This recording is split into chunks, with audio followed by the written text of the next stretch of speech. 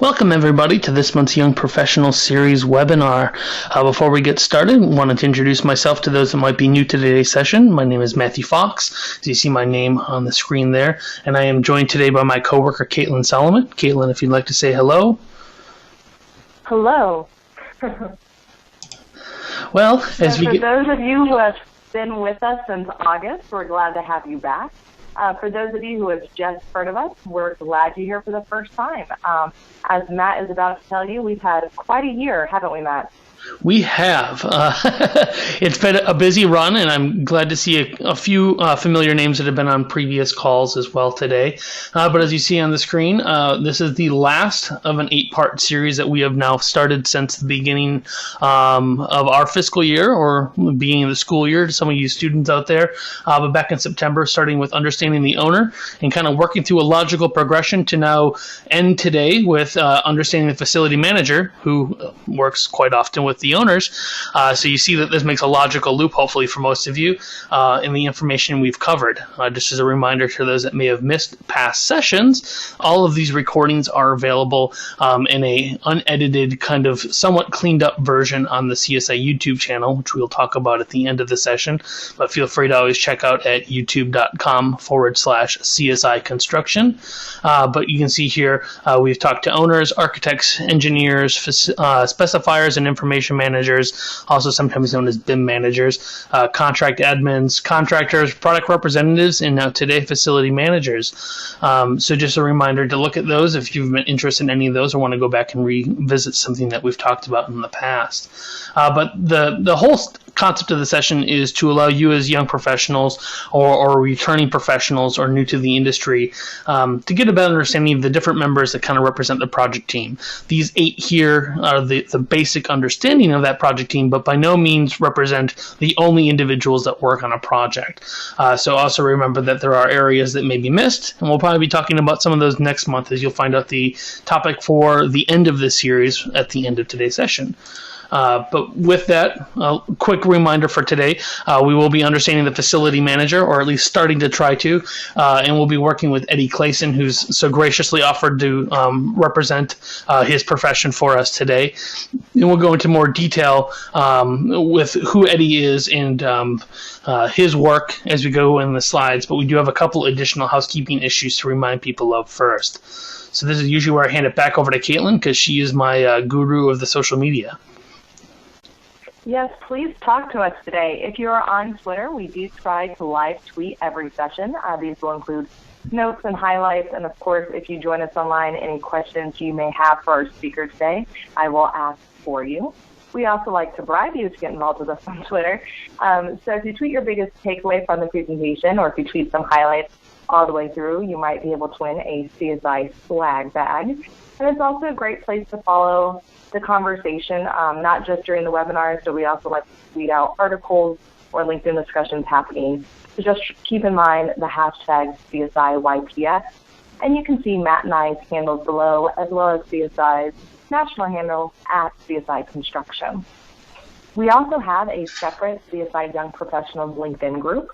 So if you want to continue today's conversation with your peers, submit a question either about the webinars or about the industry in general, or even just about career path questions you may have as a student, a young professional, or an emerging professional, or if you want to post your own observations, articles, blog posts.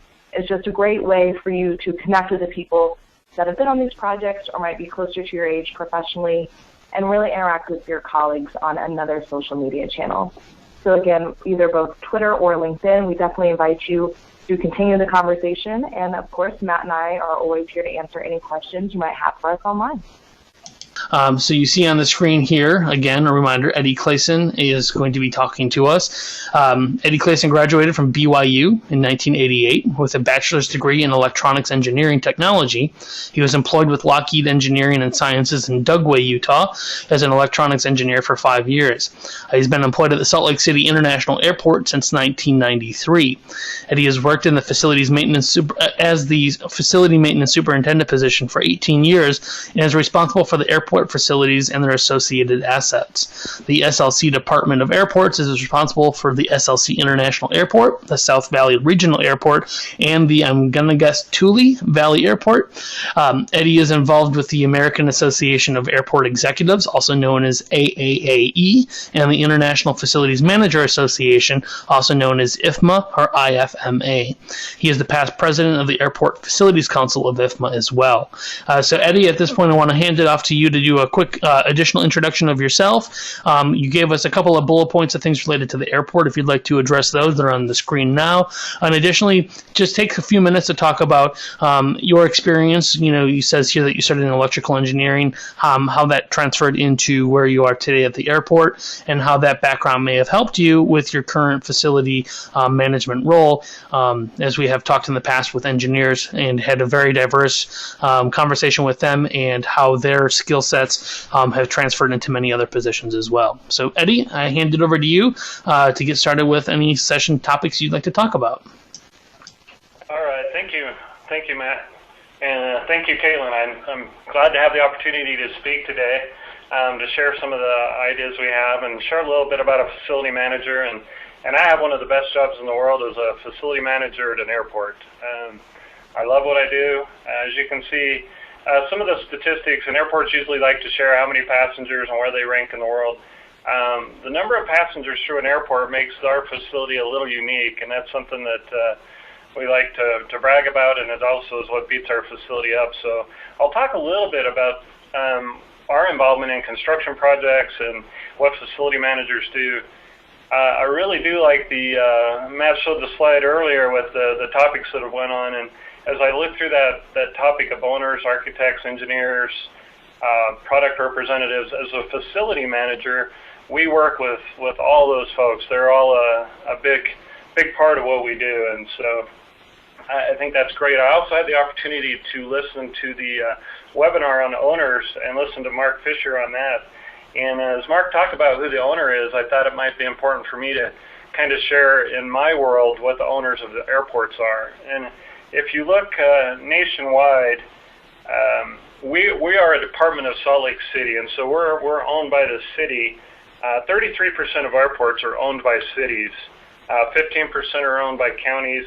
7% are owned by the state, and then there's another 30%, like Dallas-Fort Worth, that are an airport authority. And so the ownership of an airport changes, and sometimes that can affect the way in which a facility manager operates. But as a department of the city is the owner, and we run the airport for them.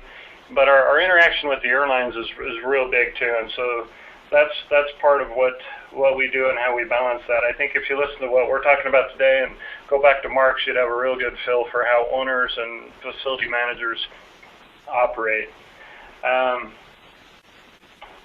feel fortunate to work in this industry. One of the things, I came to Salt Lake City Airport and I was doing building controls with a background in electronics. And there are a lot of electronic systems that operate at an airport, security systems, the building controls. And I was doing the building controls and had an opportunity to come into the facilities section and to manage this group. And the group is a great group for me to work with. The electronics part makes sense, so fire systems, all the things that are electronic controlled. But as a electronics engineer, I didn't have a lot of the background in plumbing and some of those other areas, mechanical systems, conveyor systems. Although I understood the controls, I didn't understand the maintenance of those systems and what it takes. And that's where involvement in various professional organizations is very helpful. My involvement with the AAAE helps me understand security and the things that need to take place at an airport related that way. And then my involvement with IFMA allows me to build a network of peers that can help me understand and better maintain the facilities, and the lessons learned from those work groups are real vital. And so I know one of the reasons for this webinar is to understand professionally, what we can do to better ourselves. And those professional organizations are a huge part of what I do, and I think they've made our facility a better place because we're able to learn and grow from that opportunity. And it also helps you to understand, as you know, whether you're an architect, an engineer, a contractor, to understand a facility manager. The background of the facility managers can vary so dramatically. Traditionally, it's been a field where it's been filled from within. That facility manager may have one time been an HVAC person. They could have been an engineer. They may have been even a plumber or a central plant operator, and then they eventually move into the position. So if they're your customer or you're working with them on a project, that background may vary, and I think it helps to understand that. And when you go to the meetings or when you're doing any projects, to understand where that facility manager came from will help you to understand your customer and how to talk to them or what they'll be looking for. As a facility manager, we try to be a part of any project, and that's not true in all areas. Facility managers don't always have the opportunity to be on a design team or a construction team. Fortunately, the airport here has been great to understand and listen to us. And one of the things we're working on now is a new development. Our airport, Terminal 1 was built in the early 60s, still operates. I had a chance to talk to Matt earlier, and he talked about the airport in Philly. You know, the airport's continual construction is just what we do. And we've remodeled our Terminal 1 a number of times, and the issues that can come from that. But we've finally reached the point where seismically that the terminal needs to go, and so we're developing a new development. Is going to be west of where we're at now, and we'll eventually build. It's on the same property, but we'll be working backwards into the existing facilities, and that's a $1.8 billion project.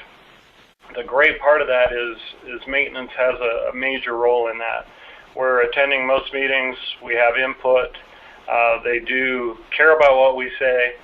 And as the facility manager and still kind of the owner in a way, it's important for us to think long-term how we can maintain this facility. If we want this facility to last 50 years, we need to be involved up front to make sure the right decisions are made.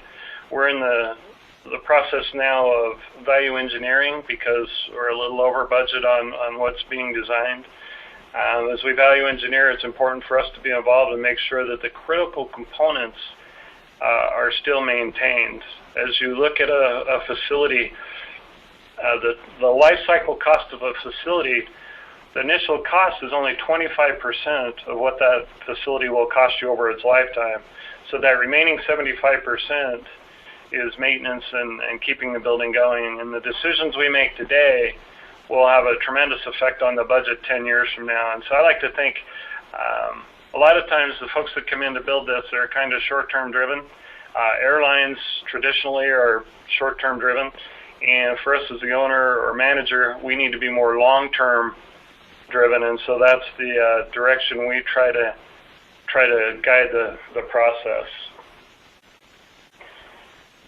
The folks that we interface with, I'll talk a little bit about the new development because that's a great example of all the different trades and all the different professions that are involved. The architect team is driving that. We have the construction team involved, and they're working with the architect team to make sure what they're designing can be built. And then both of those groups are working with us to make sure that what they're putting in is going to last. And the architects, the consultants, the contractors that are involved, they don't always have an opportunity to work at an airport. And so our situation is unique, just like I think most facility managers will tell you. Their situation is a little unique, whether it's a call center or an airport or an office complex. We have the same goal, but how we manage and the things we run into day to day are all different. An example of, I think we have a great architectural team. I think we have a great construction team. But as they started into the design, the one thing they weren't including was a lot of protection to protect the facility, bollards and other things that need to be in place. Well, our experience, I've been doing this job for 18 years. Our experience tells me that all the ramp equipment. If you've ever flown and looked out the window of your plane and you watch the tugs running your baggage around and all the conveyors and all the other things that are running around on an airport, those things occasionally get either left unattended or the driver's distracted and they can run into the building. We had an incident, and we do protect everywhere we can with bollards, but we had an incident recently where an airline employee threw a bag onto a tug, and those tugs are really heavy duty. The bags fell, hit the accelerator, the tug went through the building into one of our restrooms. Fortunately, nobody was injured, but we need to make sure. And that, when you close a restroom down at an airport, it's a huge deal. And, as when a bank comes in and an aircraft comes in, everybody runs to the bathroom. We can't really afford to have a restroom down for very long. And so, with proper protection, we can avoid that in the future, and we can provide better customer service and avoid the damage. Also, it's a security issue, too. Once you break that wall from the secured area into the ramp is another issue. And so everything we can do during the design process to avoid those problems in the future is really beneficial.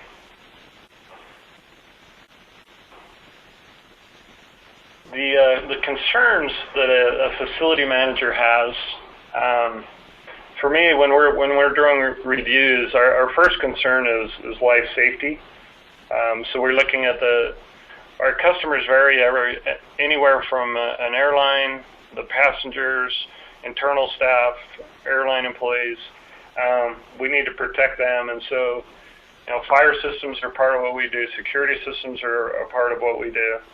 And then just protecting the asset itself, the building, is another thing we look at. And I discussed a little bit about the long-term outlook and making decisions that can save your budget over the life of the building. The other thing we look for is maintainability. A lot of times an architect or a contractor will be able to put it in, but when they walk away, there may be a wall involved that would keep us from being able to maintain that piece of equipment, pull a bearing, and do things like that. And so part of the review process that we go through is to see that. So I started to get a little ahead of myself. I'll make sure that I cover this a little bit and explain a little bit about how we're organized. And it won't always be the same because we are a rather large facility. We share some of the responsibilities.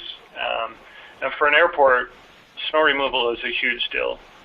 For another facility manager, that may not be as big a deal, but for us, if we have to close a runway, that's millions of dollars lost. And so in our organization, we have a director of maintenance. He reports directly to the executive director of the airport. And then under him, we have 3 superintendents: electrical, facilities, and airfield. Sometimes in a smaller facility or in a different facility, that may be handled by one person. But the scope is so large here that it's handled by multiple positions. So our airfield superintendent manages snow removal and landscaping, and that's Medardo Gomez that you see in the photo. He also handles our fleet because we have a large number of vehicles. The electrical and the number of generators we have and all the feeds we have coming into an airport and worrying about redundancy, those are handled by Mr. Denny, who's our electrical maintenance superintendent. And then my responsibility as a facility manager is to manage all the structures here in our other 2 airports. We have about 2.2 million square feet of roofing. Our janitorial contract cleans about 1.2 million square feet. And then we maintain over 3 million square feet of facilities.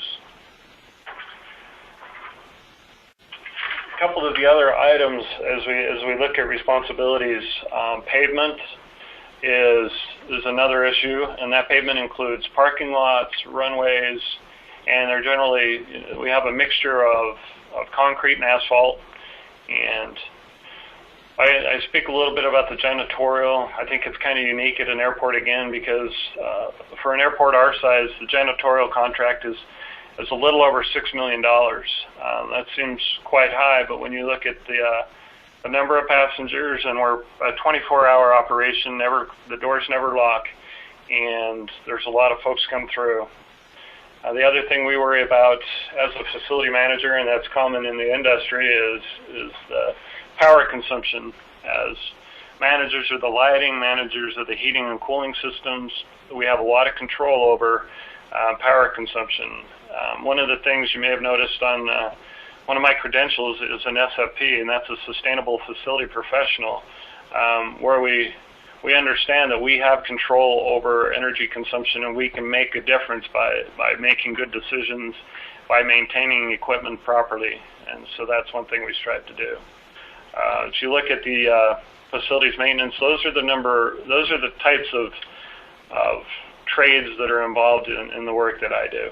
And then we don't always perform work in-house. Sometimes we outsource that work. That can be done for a variety of reasons. A lot of times it's just the technical expertise required. When you look at a passenger loading bridge or a jetway, whatever you call them, that's kind of a unique thing to maintain, and they're a vital thing, an important thing for the passenger safety, and also if they malfunction and hit an aircraft, it's millions of dollars just for even a little bump. And so it's vital that bridge is properly maintained by those who know what's going on.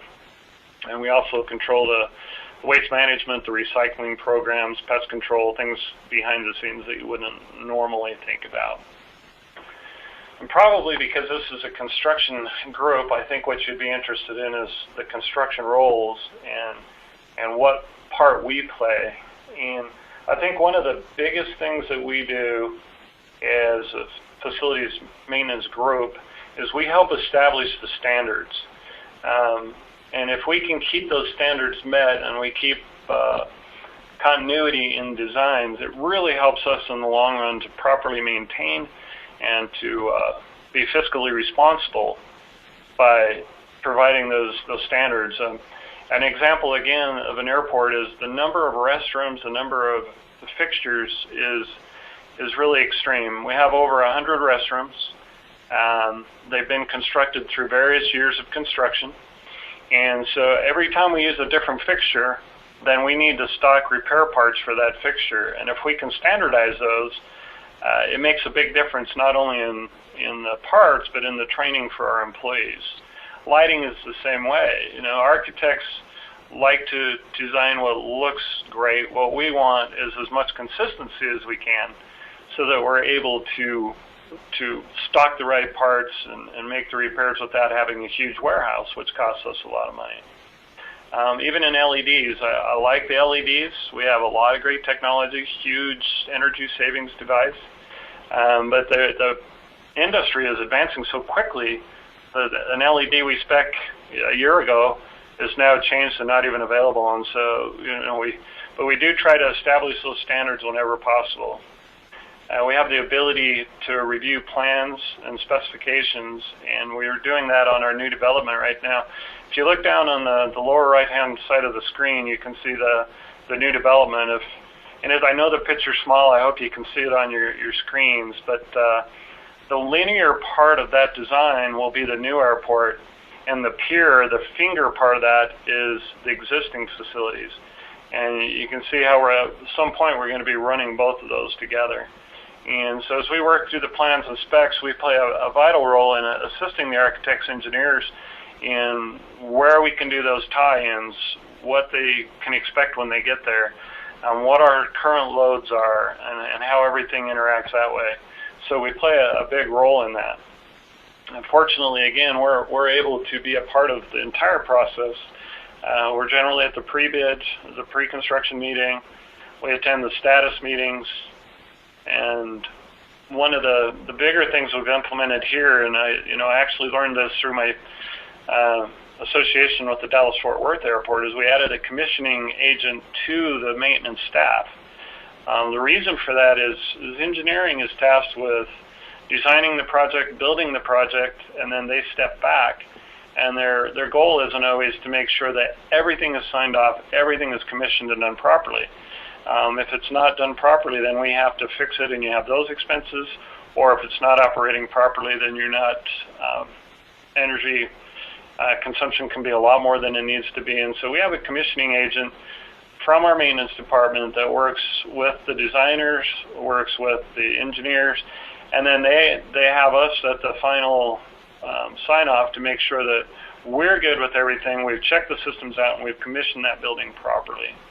And so that's a role that we've enjoyed, and it has made a difference as we move forward. If we catch those things on paper, they're a lot easier to fix.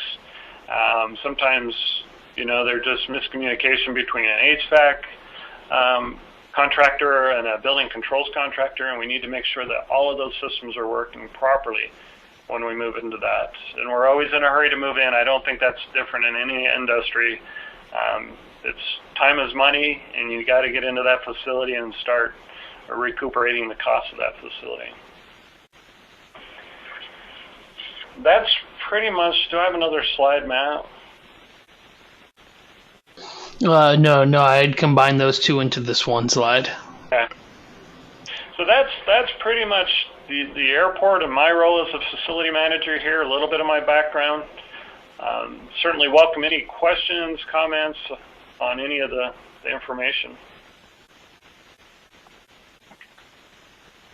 Yeah, I have a couple questions for you, Eddie, while I know Matt's looking on the GoToMeeting. And again, if you are on Twitter, feel free to ask questions there. You had mentioned, I believe, in one of your first slides about how it's important to understand the background of a facility manager. So I was wondering what tips you had for those who are in those meetings with facilities managers. So it seems like you guys go to a lot of those meetings. And how can they really learn that about their clients, and how can they apply that knowledge to make a smoother meeting?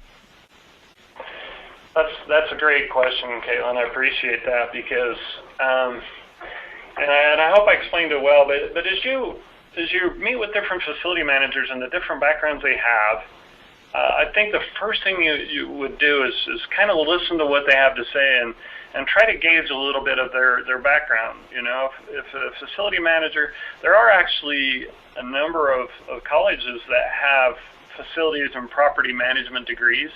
And so those folks are going to have a good overall vision, knowledge of the industry and what things should happen. And that may not be the case in every facility you walk in. If some of the facilities may have an HVAC person who's now in charge, and he may not have that overall vision or knowledge. And so my recommendation would be spend a little bit of time listening first, try to get a feel for it. I can kind of give I think an example. We brought an intern in from a local college. She was a facility and properties management student, senior, and in the facilities management area, it's kind of a male-dominated industry, and a lot of the folks in supervisory or upper level are older as well because they've kind of worked through the organization that way. We were asking her to work on a system for us we were doing a condition assessment of all our restrooms. And we wanted that put into a spreadsheet with some searchability and some things that we wanted. And she kind of patiently waited, I think, as we talked to her.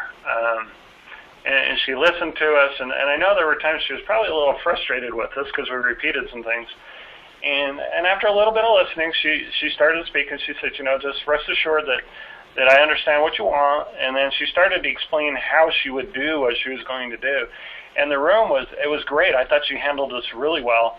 As everyone in the room started to realize, she's not from the airport, but she understands what we want. And it didn't take long for us to also understand she knew the software a lot better than we did. And the things we thought may not be possible, she was telling us are possible. And so as someone goes in, do a little bit of listening first and kind of get a feel for who you're talking to, what your customer is like, and what level of understanding they might have on whatever discipline you're going to discuss. Yes, and I liked how that story had the benefits of a transgenerational workforce. Matt and I keep trying to push those. Since you had mentioned an intern, going back to the idea of maybe a younger professional, either a student or a young professional or someone who just graduated, how would they necessarily get on track to becoming a facility manager? What should they know about that career path? Because I know you said that all backgrounds differ, so it's not necessarily the same path to the ending. But anything you kind of tell us about how you either you yourself or how someone else might get to that role? Okay. And again, it will depend on the organization, and I'll talk a little bit about government and some of the issues we have with government and our job descriptions and how things are. So for the senior supervisors that I have, they require so many years of experience.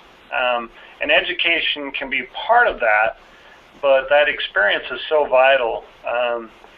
Again, the internships or any opportunities that a person has to be involved is so beneficial. And I don't have an intern right now. Funding can be an issue, and generally we fund our internships. But we've had that student I talked about earlier went to manage an airport back in the Virginia area. We had another student who worked for us. I was able to keep him on a little longer than a normal internship, and he ended up working for Boeing. And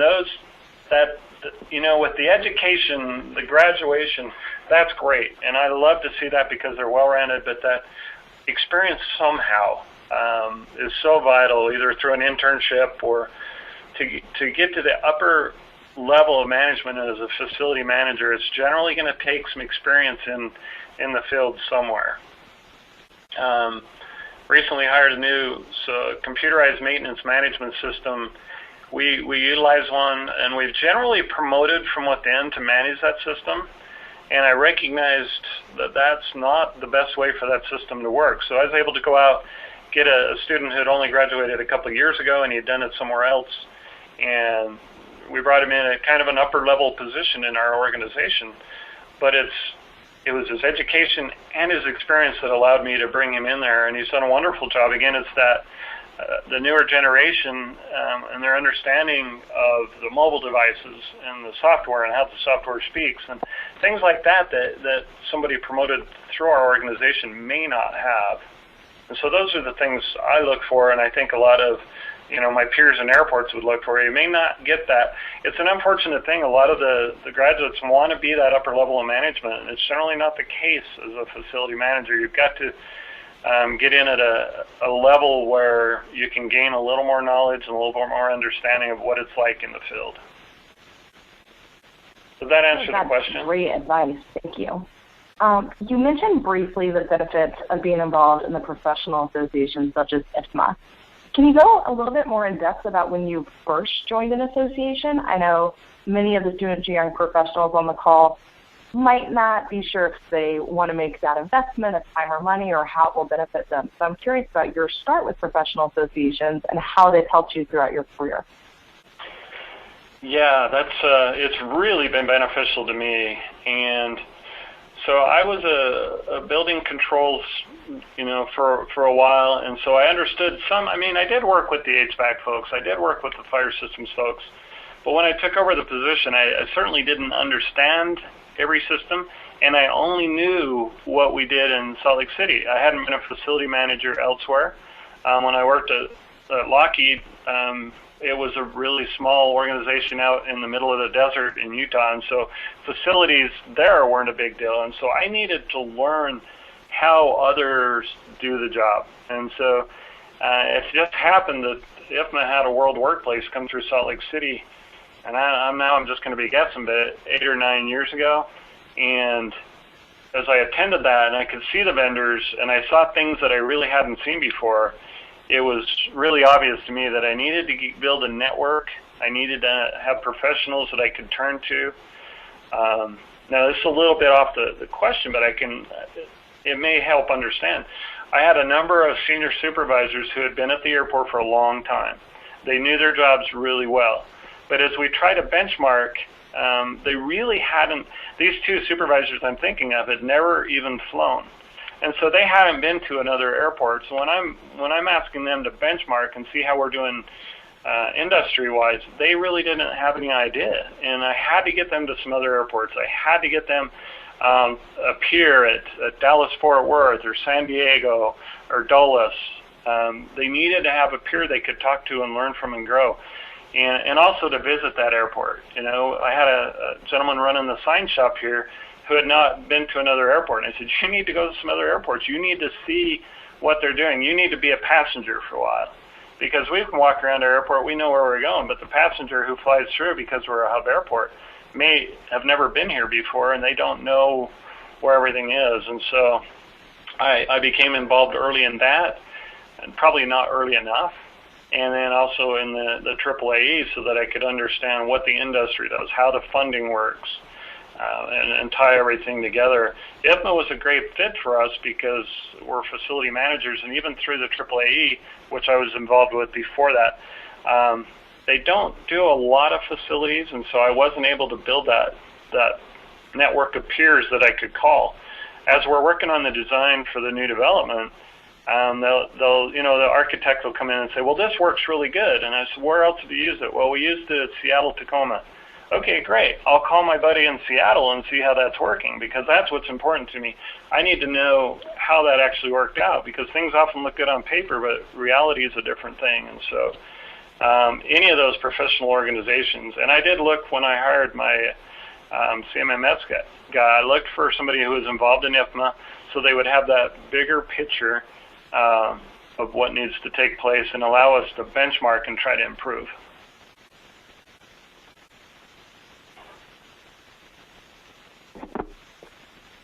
Going off of that, what are some other professional opportunities you recommend specifically for the industry, whether it's an association, an accreditation, a blog post of choice? How do you kind of continue your professional development?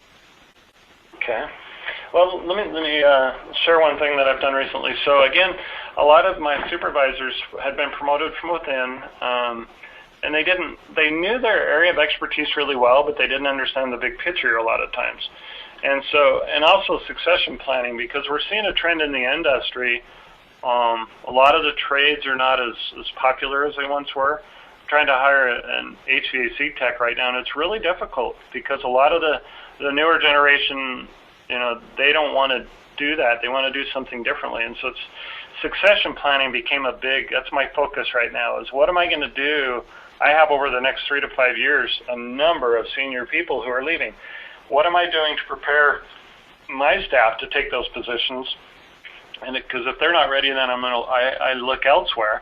And I always want to hire the best, so they need to be ready. So one thing I did through IFMA was offer an opportunity for them to take a facility manager accreditation class, a certification class, where they could go through and learn more about funding, learn more about energy, and learn all those things. So I think that was important for them. And the credentialing, like the sustainable facility professional, we actually have a environmental group that handles the sustainability things. And our group interfaces with them, but it had never really been a priority. Our priority is to keep the facility running, make sure everything's working properly, and to do some of the tracking. We would go through and just say, well, when we remodel this room, because we do the small remodel projects, we're going to take the T12s out and we're going to put LEDs in.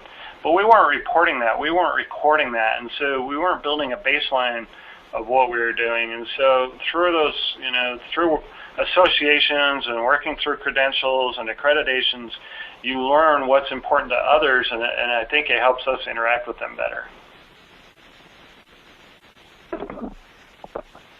All right.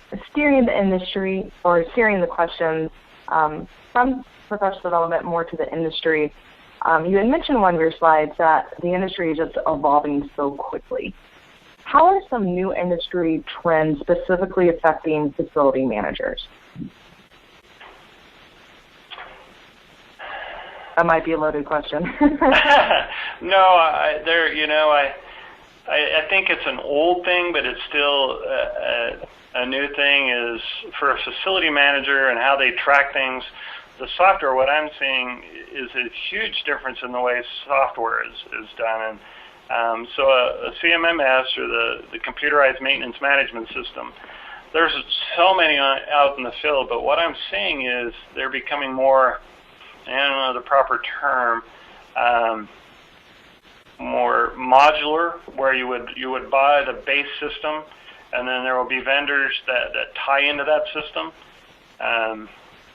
again, because I'm a city, I'll share this. This is what we're working on now. We have a CMMS that's kind of outdated. It's not large enough or robust enough to do what we need to do in the future.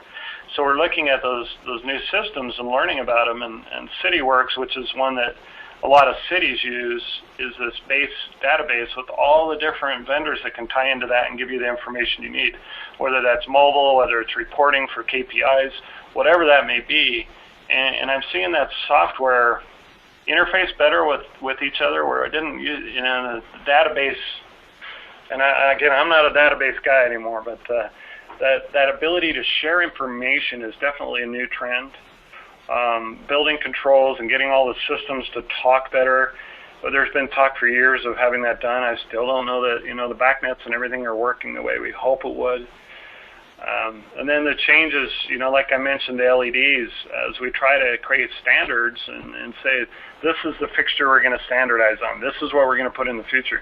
Well, that doesn't really work because things are evolving so quickly that what I specify today is kind of old a year from now. And so that's one of the things. And again, succession planning in the facility management arena, it's how do we get those trades? How do we get the younger generation to understand that there are some really good jobs available, but that it hasn't happened. I know Seattle-Tacoma is working on a thing with the local high schools to try to educate these kids and just say, hey, there are great opportunities. There's really great careers for you in, conveyor maintenance, elevator maintenance, some of these professions that would be a real benefit to them, but they just don't think about so much anymore.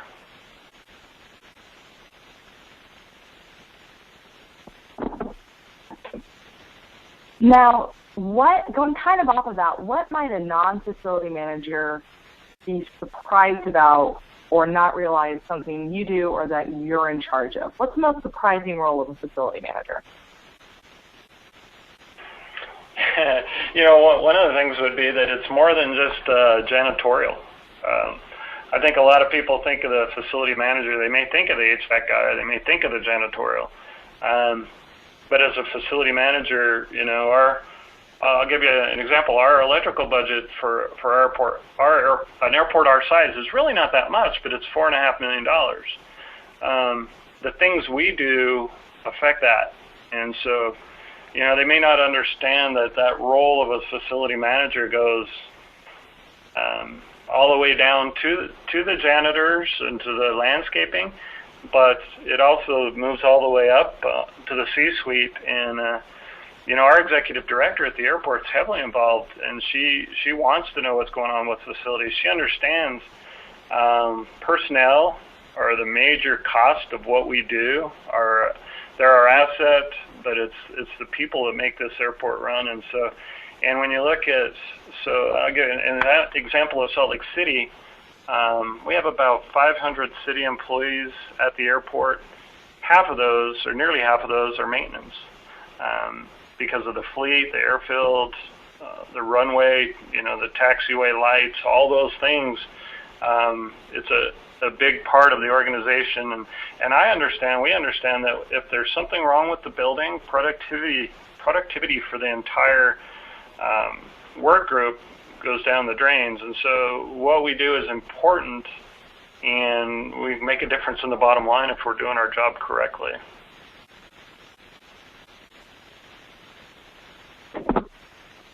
No, that's great. Matt, those are all the questions I've gotten in. Not sure if you have any for our speaker, if you see any on GoToMeeting. Well, at the moment, our audience. Unmute yourself now. At the moment, it does seem to be that the audience is being kind of quiet. So I will give them a few more minutes here if there are any lasting questions they'd like to do.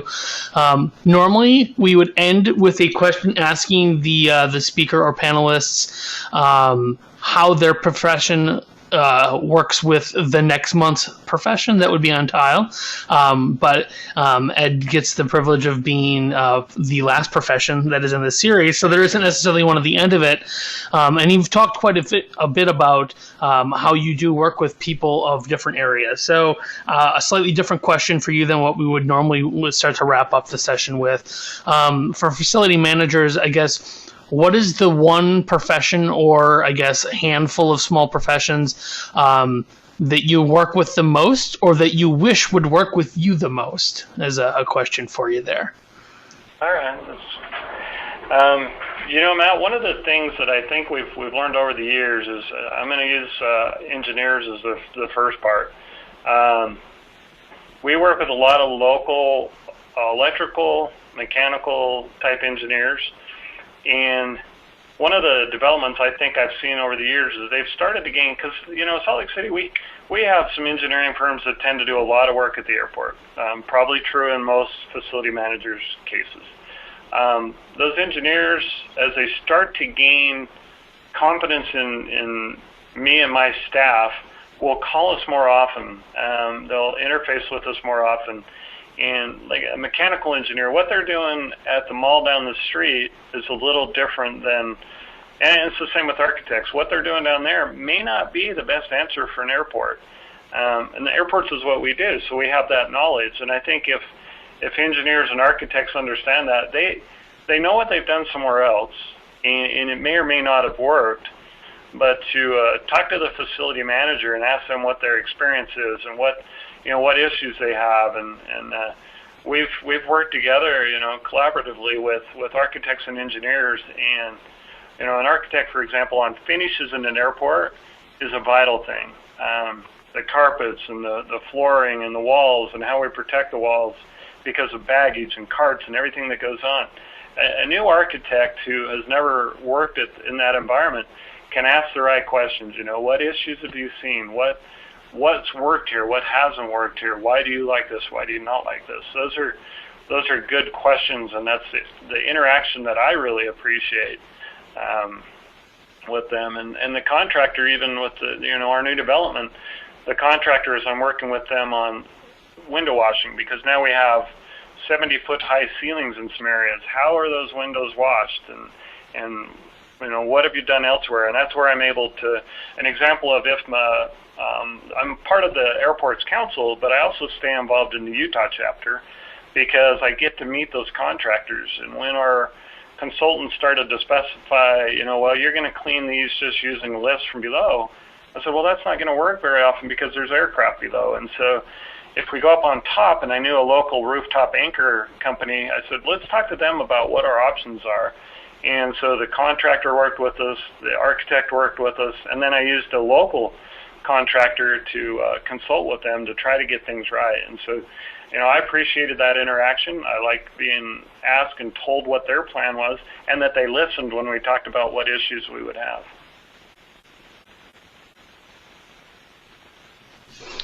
Great. One last question then, I guess, here, since it looks like the audience is going to remain shy today. We'll wrap up a little early. But last question then is, as we are going into the wrap-up of this entire series, with next month talking about understanding the overall process, I guess from your point of view as the person that's kind of given the keys to the end of the project, despite being involved in many steps prior to it, if you can just go a little bit into detail about, I guess, what would be your ideal level of involvement or time in which you wish you could get involved in the entire process to make sure that when the doors do finally open to the end user and to the public, you as a facility manager can ensure that the project is not only what the owner wanted, but is best used for the end user. So I guess talk a little bit about that maybe, and where in the process you hope to get involved, wish to get involved, or typically do get involved. And we may be a little unique, and I like where we're at, but I know other airports have worked this direction, is to get involved right from the beginning, because nothing frustrates an architect or an engineer or contractor more than halfway through and then have the maintenance guys say, well, that's not going to work for us. An example was we had an architect who had done some stuff at a local university, and it was mostly working at that university, but we were concerned. Well, they asked us right off, is this going to work for you guys? We went and did a site visit.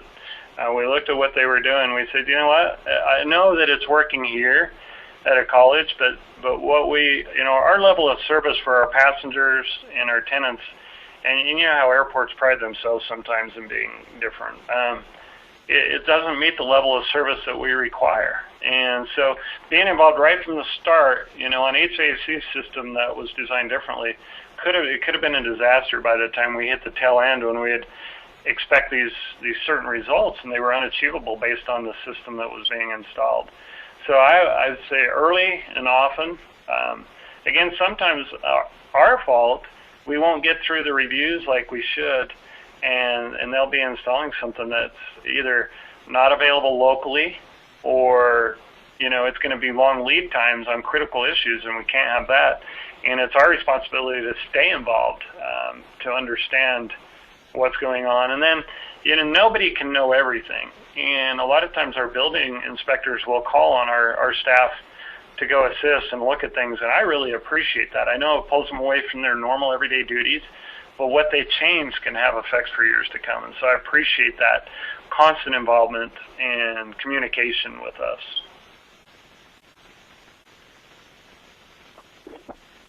Matt, I feel like that last sentence just wrapped up what this entire series was about, and we didn't even plan that. Yeah. It looks like we know what we're doing, right? Yeah. I was going to say, Eddie, you know exactly what we were trying to get involved with this entire Young Professional series, so way to go. Yeah, exactly. I think we can't wrap it up any better than that. So, audience, if you do have any questions, again, continue to submit them, or I guess start to submit them since you've been shy today. But we will kind of wrap up today a few minutes early, which is rare for us. We're normally a few minutes late. But just reminding again, everybody, that you can contact both Caitlin and I directly. You see here our emails and our Twitter handles. Feel free to do that. Additionally, you do see both the CSI's website, if you want to know more about CSI and who we are, as well as the YPS website, which has some information that we offer for you all as young professionals, and some links to previous recordings. Admittedly, there is some information that is missing that I need to be updating from there. A couple of months worth of recordings and information that are on the YouTube channel, but just have not been linked over to the website yet. But also, that kind of wraps up our understanding of the main players of the project team. But the best way to do that then is to kind of recap the last 9 months of sessions here. So we will do one more in this series next month.